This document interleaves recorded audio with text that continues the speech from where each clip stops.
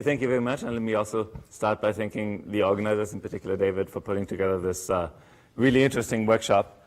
It's been great so far, and I'm sure it'll be, there's lots more interesting talks to come. So the title that I put on the program was about quantum thermalization. I actually then decided to split my talk in two and spend some time talking about an older work on simulating materials, and spend maybe the last 10 minutes or so talking about thermalization, which many other people are also talking about today. So this is generally in the context of quantum simulation and the problem that we're all facing. What do we do with a relatively small quantum computer? And in the simulation context, there's a lot of different application areas that people have looked at. Quantum chemistry is maybe the original one. Lattice model is something that, if you ask a condensed matter physicist, comes to mind right away. But we were interested in adding another one, which is studying correlated materials. So just to give you a flavor of the kind of problems that we would like to be able to study, a typical one would be high TC superconductivity, which is, of course, one of the oldest sort of riddles of condensed matter theory. If you could solve this problem, it would have enormous economic impact. This is a plot of how much electricity is lost in power lines in different US states. I think the average for all of the US is around 7%. If you could replace all these power lines by superconducting power lines, you could immediately save, a sizable chunk of the energy cost in the US. Why is that not possible? Well, there's just no practical way to do that right now. Superconductivity is, very old phenomenon. It's been known for a long time, but the progress on finding superconductors with higher and higher critical temperature has been pretty slow. This is a plot of most of the currently known superconductors. So it starts in the early 1900s, and all the red dots are what's called conventional superconductors. And then in the 80s, you find this jump, which is actually an achievement of IBM research in Zurich. So then you find these new compounds, these blue dots here, which are cuprate superconductors. The key temperature, or the key vertical scale here is liquid nitrogen, right? This is where it sort of becomes a practical application in at least some cases where you can use liquid nitrogen to cool. But to build a power line, you would have to get much cheaper materials that are easier to grow, and so on and so forth. So this hasn't become a technology yet because we just haven't been able to improve superconductors to that point. So why haven't we been able to do that? Well, the reason is that conventional theory for this largely fails. Just to explain what the computation is that we would like to do. So we would like to start from my pointer's giving up, unfortunately. We would like to start from just the structure of the material. This is a picture of IPCO, the so-called perovskite structure.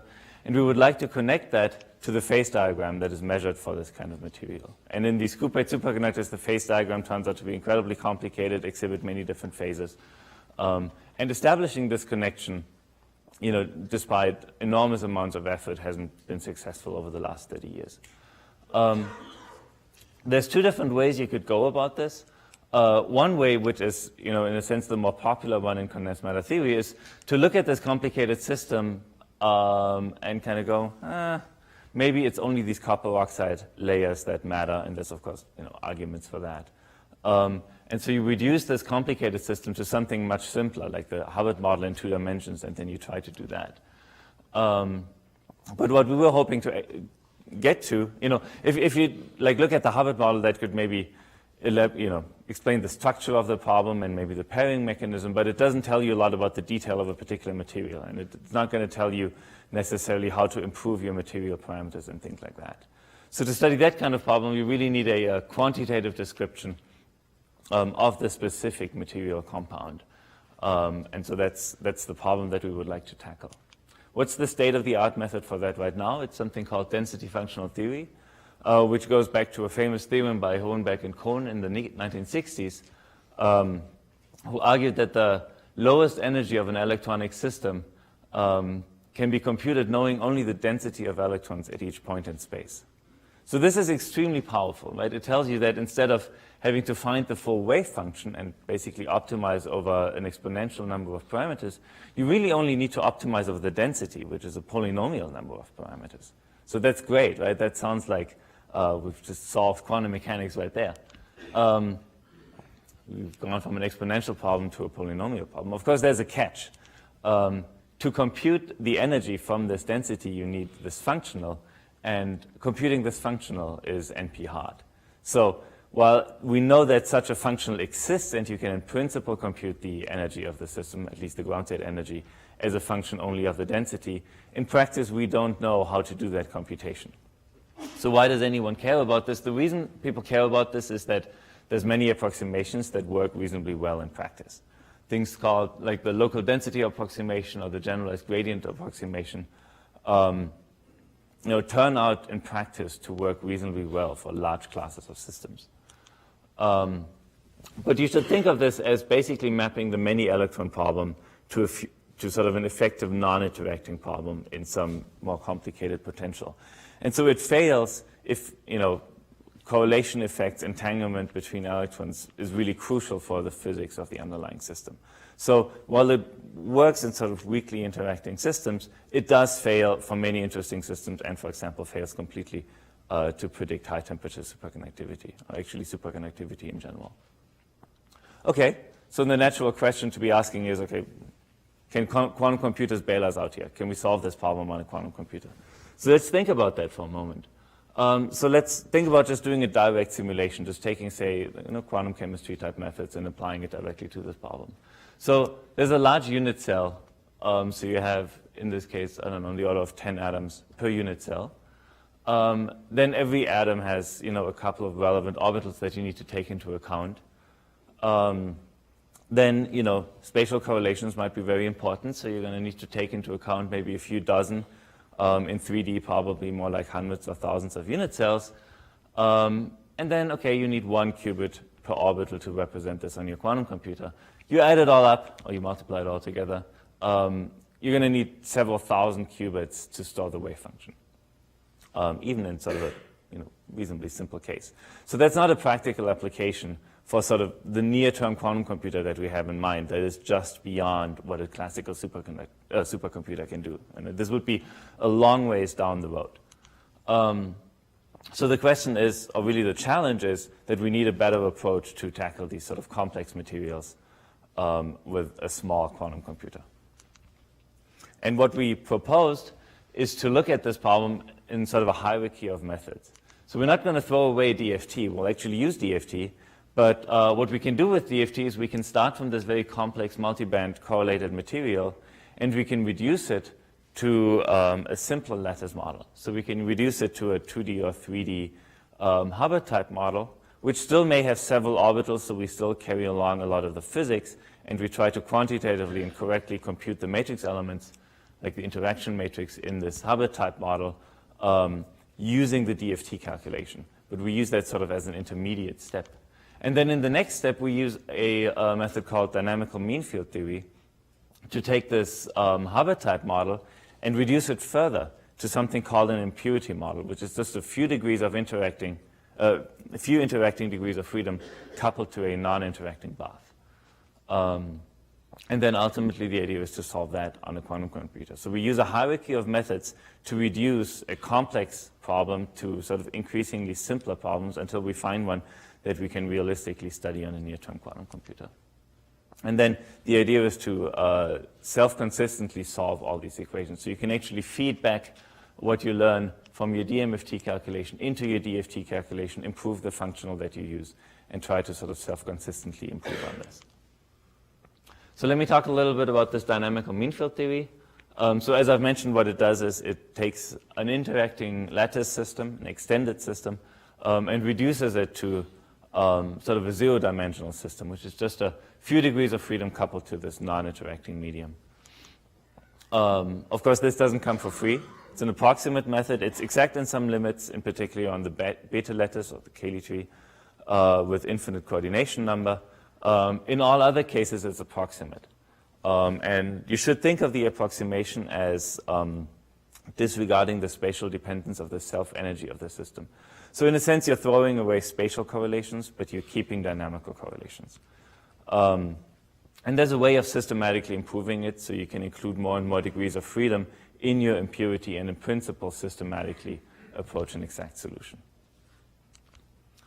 So a priori, of course, these models seem completely disconnected. There is something called the self-consistency condition, which ties the parameters of this non-interacting medium that your impurity lives in to the original lattice model. So there's sort of a connection between the two, which needs to be self-consistently solved. I'm not going to explain this self-consistency condition in detail. It's just important to know that there is such an equation that relates the two models to each other.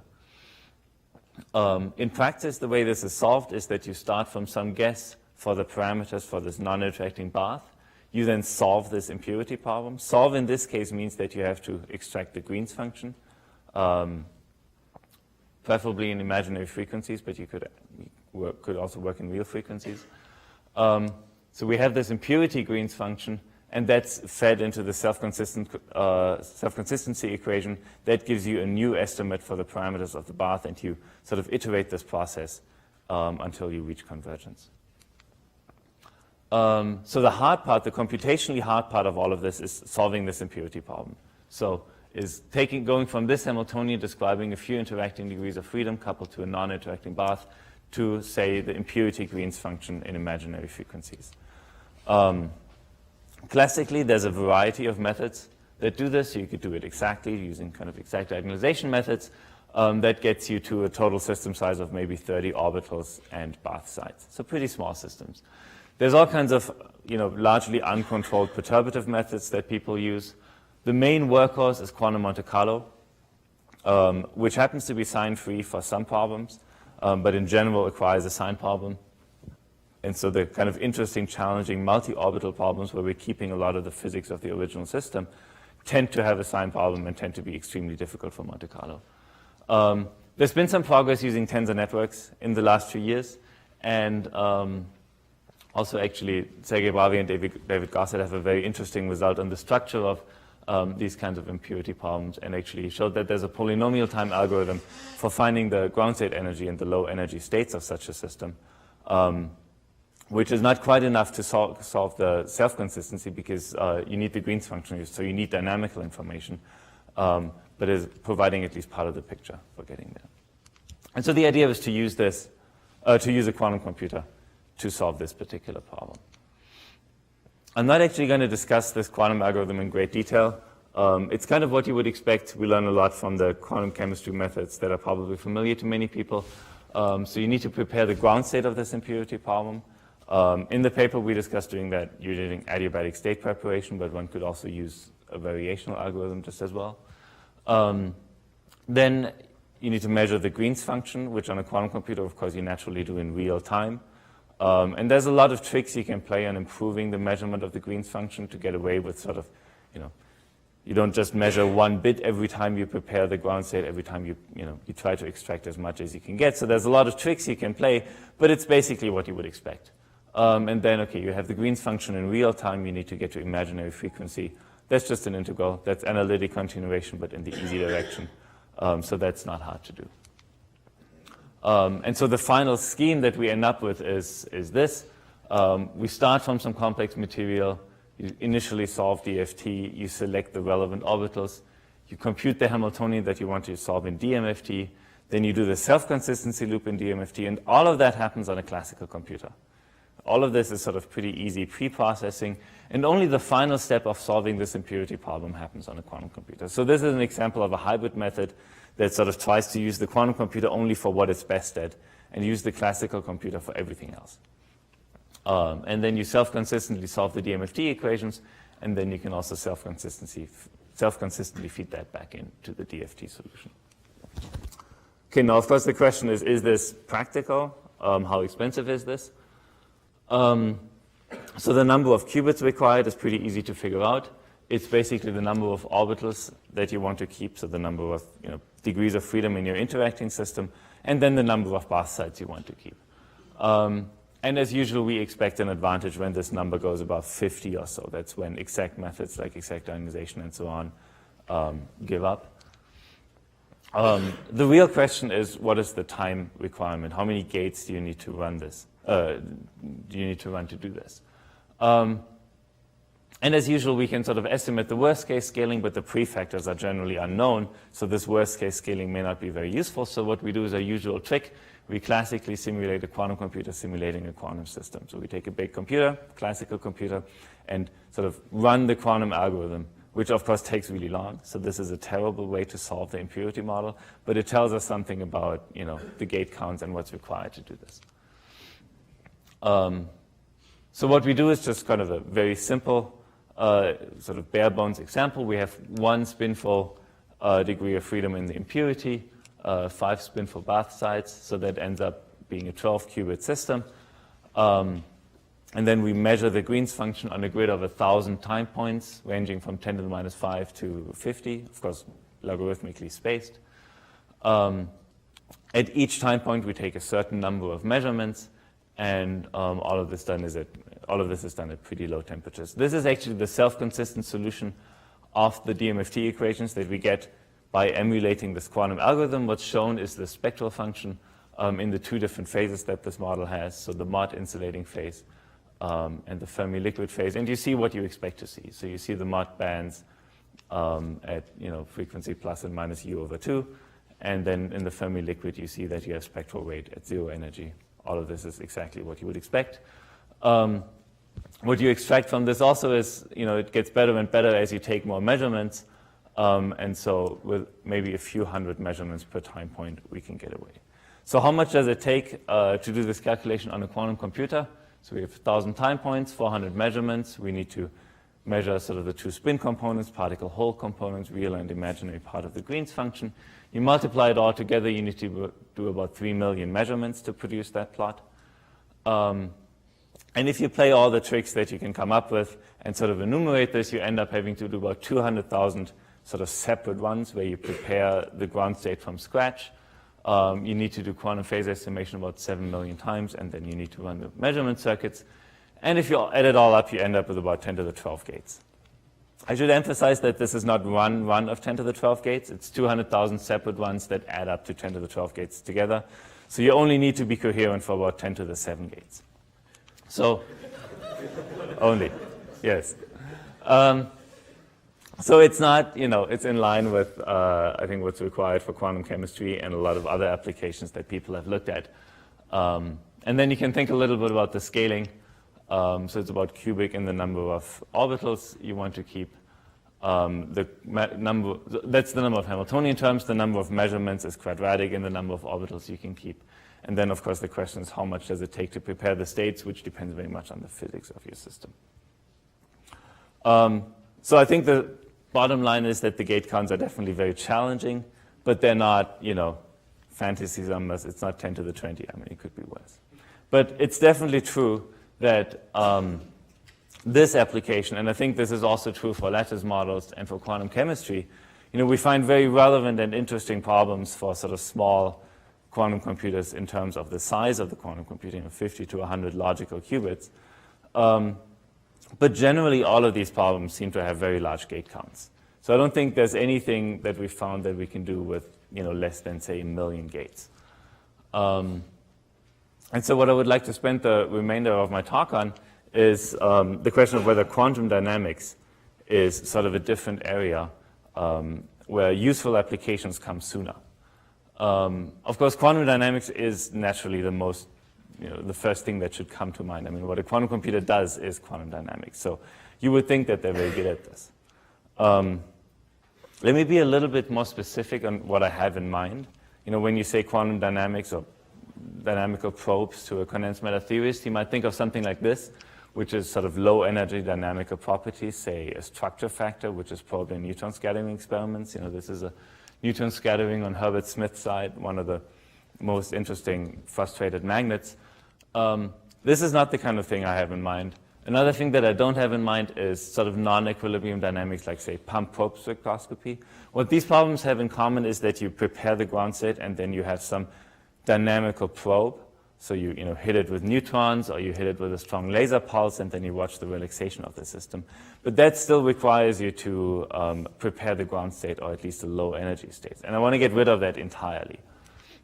And so the class of problems where we can get rid of that is one that's maybe of more academic interest than some of these problems, but has definitely received a lot of attention in condensed matter recently, which is the question of how statistical mechanics emerges in a closed quantum system.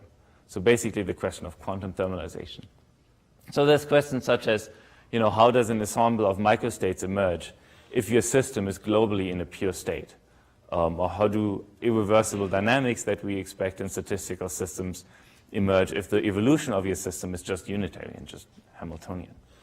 A lot of these questions were, an answer was conjectured in the form of the eigenstate thermalization hypothesis in the 90s, which posits, and I'll explain this in more detail, that the system can essentially serve as its own bath.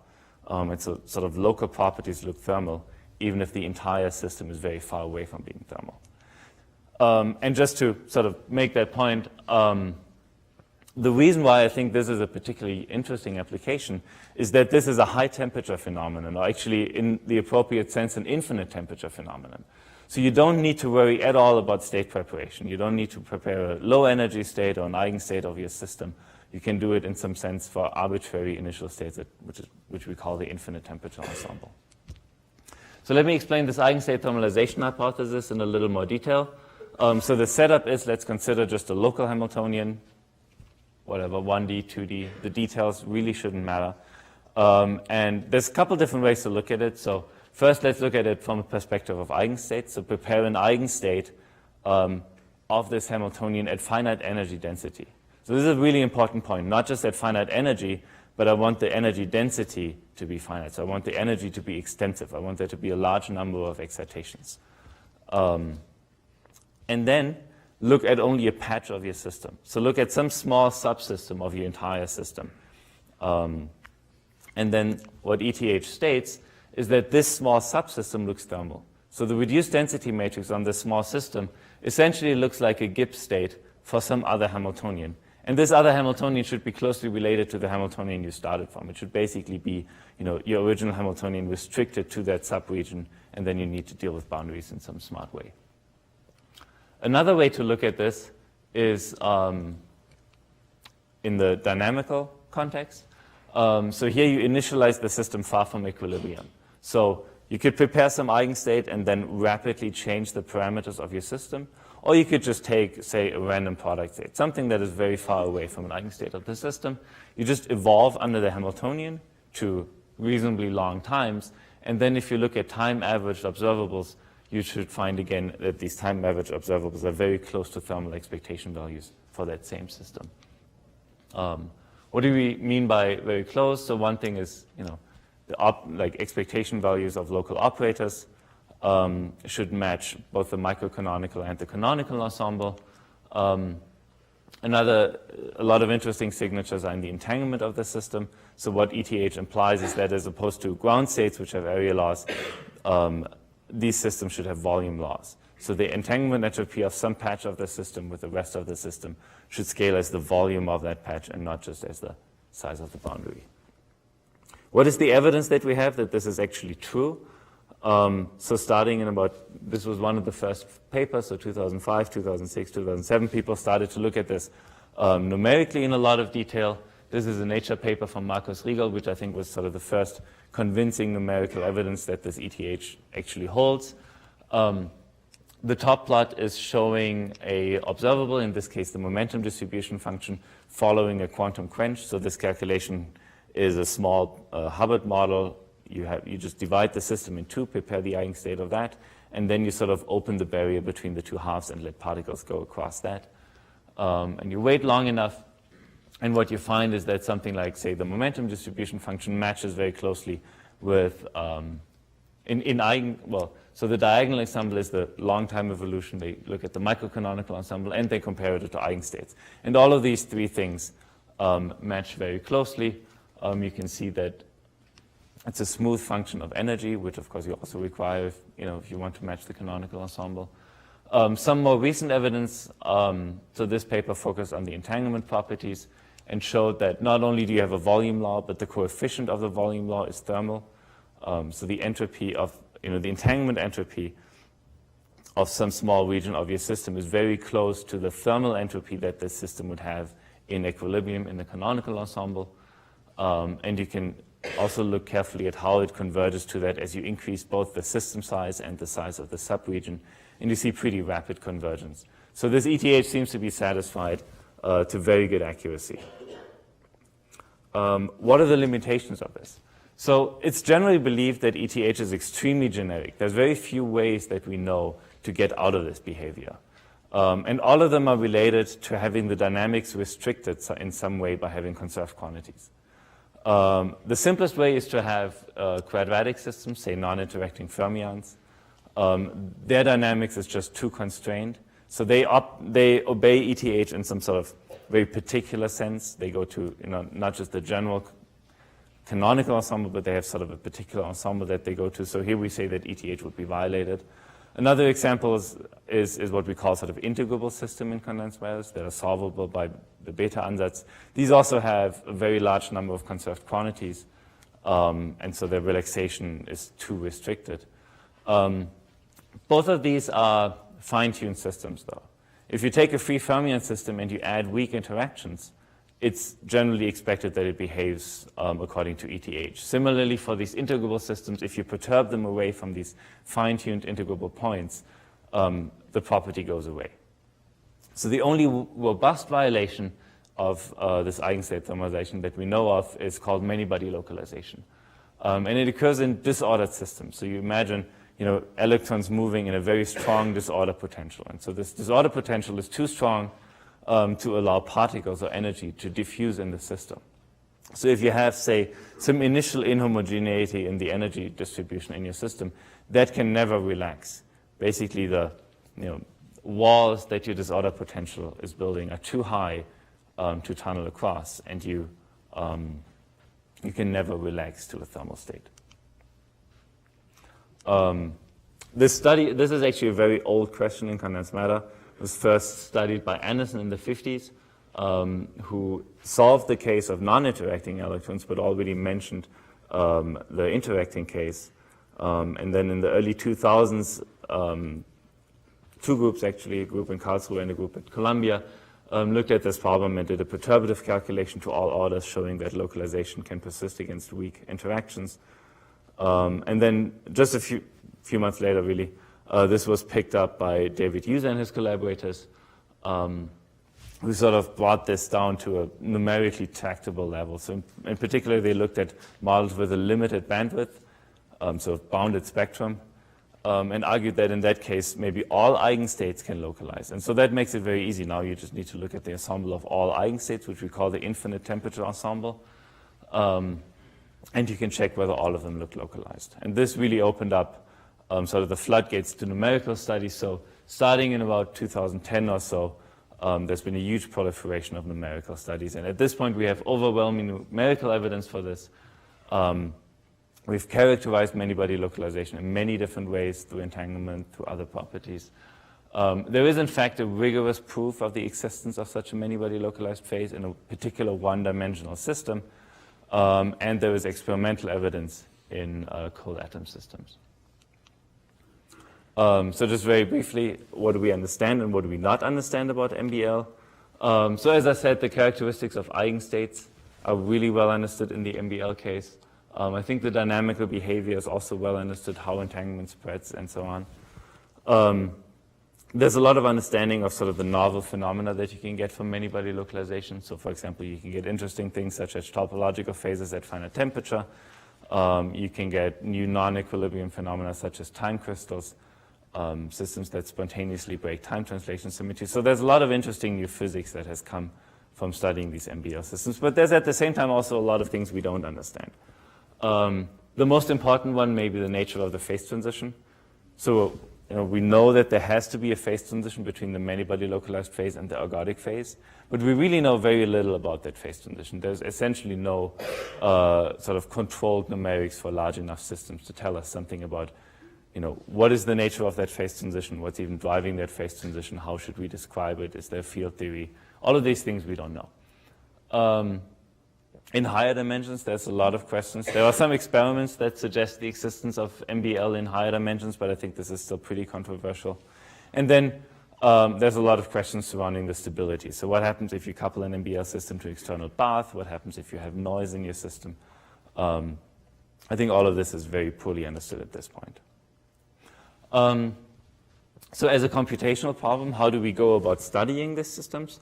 So if we're interested in excited eigenstates, and the key point here is really excited. And again, the fact that we're looking at things, not just low energy states, but states somewhere in the middle of the many-body spectrum, states that have an extensive number of excitations. So that means that most of our numerical methods, which are tailored to low energy states, basically go out the window. We have to start from scratch thinking about this problem. So the first thing you do is you just fully diagonalize your Hamiltonian. Just use LAPACK or your favorite linear algebra routine, and that gets you to 16 to 18 qubits roughly. That's where we generally run out of steam. If that doesn't quite do it, you can try sparse diagonalization methods, Krylov methods. This is a little bit difficult because these Krylov methods generally solve for exterior eigenvalues, so the bottom or the top of your spectrum. But there's tricks to sort of move your spectrum around. It's called a shift and invert method that turns interior eigenvalues into extremal eigenvalues. And then you can push this, and I think the record for practical calculation is somewhere around 22 qubits. So these are exact methods. Then you can look at approximate methods. So you can look at adapting, say, the DMRG method to MBL systems. And DMRG is, of course, originally intended for low-energy systems, but it turns out that you can adapt it. And that gets you to maybe 50 to 100 qubits, but really only works very deep in the localized phase and breaks down as you approach the transition. And then, of course, there's uncontrolled methods that sort of guess the structure of the problem and try to make progress with that. And they can get to, of course, hundreds of thousands of sites. If we think about the dynamics of the system, so here, actually, I should mention the axis here. So I'm plotting these methods basically as a function of the time they can reach and a function of the system size they can treat. There's obviously a trade-off here, also in the case of classical methods. So if you look at full diagonalization, that gets you basically to arbitrarily long times, limited only by sort of the numerical precision of extracting the eigenvalues, but is limited to very small volumes. You can again look at sparse exact methods. So you can exactly represent your state, but then do sort of a Krylov type evolution, and that maybe gets you to 40 to 50 qubits. 50 is, is pushing it, but 40 seems maybe possible. Then you can do time evolution using matrix product states. Their system size is really not your constraint. You can get to hundreds to millions of sites, but you're usually very limited in the time scale that you can reach. And then again, there's uncontrolled methods. You can do time-dependent DFT. You can do time-dependent dynamical mean field theory, which work in some cases but don't work in the general case. Just to spend a little bit more time on this, so the full diagonalization, the memory is basically 2 to the 2L because you have to store a dense matrix of size 2 to the L by 2 to the L. And then the time is cubic in that, so that gets very expensive very quickly. These sparse methods, the memory is only linear in the size of your Hilbert space. And the time is basically, I'm not a computer scientist, so I'm sure these bounds aren't strictly right, but the sort of intuition is that it's roughly linear in the time you need to go to. So, you should be only memory limited and by your patience. And then these matrix product state methods, here, linear, the system size is only one parameter. The other parameter is sort of the accuracy of your representation, which we call the bond dimension. And the cost is really driven by how large you have to choose this bond dimension. So your algorithm is cubic in this bond dimension. And the bond dimension, you have to choose roughly exponentially large in the entanglement of the system. So you should think of this as being exponentially hard in the amount of bipartite entanglement in your system. In practice, we can get to something like 4 to 6 for the entanglement. That's where you get if you have like 5 to 10,000 states in the bond dimension. So if we now look at the physics, if we have like no growth of the entanglement in time, say we're doing an adiabatic evolution near the ground state, we could go to very long times. If we have log growth of entanglement, which is what we have in an MBL system, then we'd have to grow the bond dimension polynomially in time. And if you have a linear growth of entanglement, which is what you have in an ETH system, it would grow, the cost would grow exponentially in time. So to summarize how this plays out in the different phases, on the ergodic side, so a system that obeys ETH, the classical simulation, since the entropy grows linearly in time, it's generally very hard to do these MPS-based simulations. So that works for relatively large systems, but only very short times. But there's an interesting catch to this. Because the system thermalizes, the long-time dynamics are just described by the thermal equilibrium, so that you can compute not using dynamical methods, but just some other method, mean field method, whatever. So for example, the example that Jens showed, of course, the long-time behavior, this density just goes to 1/2. So that you could just get, the long-time behavior you can just get from mean field. So there's sort of an interesting catch there. Also, non-local properties, of course, don't thermalize. So thermalization is only for, sort of things that are local. Some complicated correlation function would not thermalize. This is, of course, the trick that, from a physicist's point of view, these quantum supremacy proposals are doing. They're doing a time evolution of some Hamiltonian that has very rapidly varying parameters, so it's very strongly ergodic, it very quickly thermalizes, but you carefully engineer some correlation function that doesn't thermalize. For example, just measuring all qubits in the computational basis. It's some unphysical but very complicated correlation function. From the point of view of quantum simulation, I think it's important to keep in mind that ergodicity is sort of the most generic case in a quantum system. So if you just build a bad quantum computer, it'll be ergodic. It'll show quantum chaos. That in itself is not a surprise. So I think that's something to keep in mind, that if you just build a poor quantum computer, it'll basically behave like an ETH system. On the localized side, the entropy in an MBL system grows logarithmically in time. So in principle, you should be able to go to very long times, at least in one dimension where we have MPS methods. The catch here is that a lot of the relevant physics questions are about very long time dynamics. So for example, this question of whether MBL exists in 2 dimensions is really a question about the long time behavior. Is there an exponentially diverging time scale, or is there only a parametrically large time scale? So even if we have fairly efficient methods, that's still hard to reach in practice because we can't push to very long times. And then here in the case of quantum simulation, because MBL is generally expected to be unstable to noise, I think that seeing MBL on a quantum computer actually demonstrates excellent levels of control. Right? You have to be able to simulate the evolution with very little noise and very little coupling to the environment to see this kind of behavior, as opposed to the ergodic side, which is kind of the generic case on a quantum computer. So I think this is kind of interesting. So the MBL transition you can think of as a transition in classical simulability of the system. But it's sort of reversed. In a sense, MBL is classically easy, but difficult to achieve on a quantum computer, whereas ergodicity is classically hard, but on a quantum computer is in a sense easier, at least if you're looking at local properties or average properties. Of course, predicting sort of specific instances and complicated correlation functions is still hard. So basically, to wrap up, what does that leave us with for interesting problems for a quantum computer? I think an interesting challenge is to test the limits of ETH. So for example, identify operators that show deviations from this thermal behavior. Look at the crossover from integrability to ergodicity. This is actually something we're working on at Station Q, and I was hoping I could show some results. But I don't have anything to show quite yet, but something we're actively working on. The MBL transition is a natural application because this is really in between the cases that we can classically simulate. Here we really have no good classical methods at all. But just to add a caveat, there's of course competition from sort of analog quantum simulation. In particular, this is the kind of problem that's sort of ideally suited to cold atoms. And there's been a bunch of interesting experiments there. Jens already showed a bunch of this. But they are, unfortunately, this is hard to see here. I was going to point at this particular plot. They are severely limited in the time they can go to because they have coupling to the environment. They're losing. The main source is that they're just losing particles from their traps.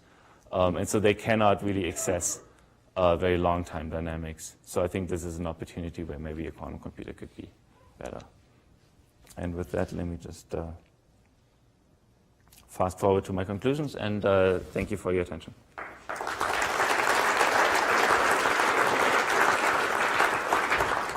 Questions? Yeah, so is this working? Yeah, so a long time ago, well, I was interested in this question of dynamical localization as some demonstration of control and quantumness. Right. In fact, we have a paper from, I don't know, 2005 maybe. Back when 4-qubit NMR experiments in liquid state were exciting, we had a paper looking at dynamical localization in a quantum chaotic map. And as you know, there's this kind of quasi-heuristic proof that dynamical localization in quantum chaos in the Kick rotor maps onto Anderson localization. Right. I think it's in 1D. Yeah. Here's the problem. I was interested in this as a supremacy test as well, but the problem is that the time scale on which localization occurs is polynomial in the Hilbert space dimension of the system you're simulating, at least for these Kick rotor type maps. And so right. The number of the gate complexity might be just through the roof. But it'd be interesting to see if looking at it at the eigenstate level is more achievable. Yeah. Yeah, I think looking at it at the level of eigenstates is actually a bit challenging because, of course, preparing eigenstates in the middle of the spectrum is difficult, even on a quantum computer. I have a few slides on that, which I skipped. We thought about that a bit, but that's hard. But I think in the dynamics, there should be things you can see on timescales that are maybe linear in system size. Not Hilbert space dimension, just physical system size. So it shouldn't be too bad, I hope. Yeah, so we didn't see that. I think that there must, that's probably an artifact of the mapping of this sort of non-interacting problem, I would guess. I'd have to look at the details. Okay, let's take one more question. Yeah.